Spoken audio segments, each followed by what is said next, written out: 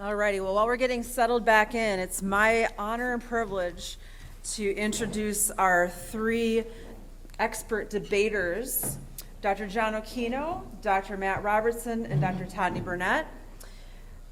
Dr. Occhino is going to go first, then Dr. Robertson, then Dr. Burnett.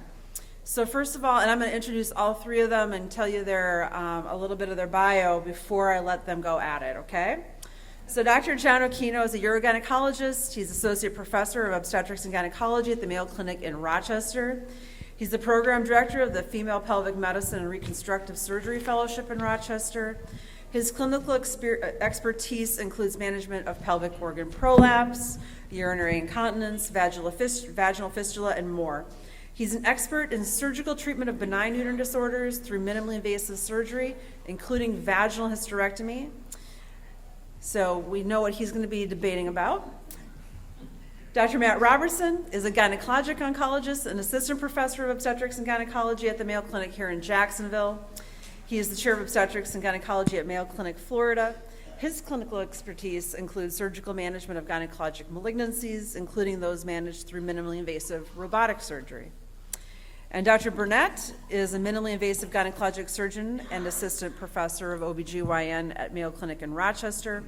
His areas of clinical expertise include surgical excision of endometriosis, pelvic pain management, and surgical treatment of benign uterine pathology, such as fibroids, adenomyosis, dysfunctional or abnormal uterine bleeding. He is a master with the laparoscope. So with that, I want to first bring Dr. Occhino to the microphone. So I am a self-professed vaginal surgery enthusiast, and so I'm going to talk a little bit about hysterectomy. And this is a discussion amongst good colleagues. This is not a debate, though you can use whatever words you prefer. Just a little bit about me. So hysterectomy, very important to all of our practices in different ways, seeing different patients, but it's usually a common thread amongst OBGYN and APP providers.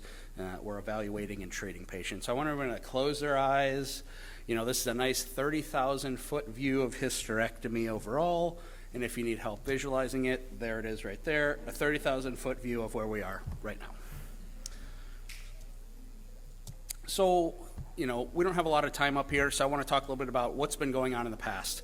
So we're looking at hysterectomy numbers from 2001 to 2013, and you can see the biggest thing is this blue line up here, that's an abdominal hysterectomy, and those numbers have decreased, and we're all certainly excited about that. It's the most invasive, has the highest risk of postoperative, intraoperative complications, so I think that's fantastic.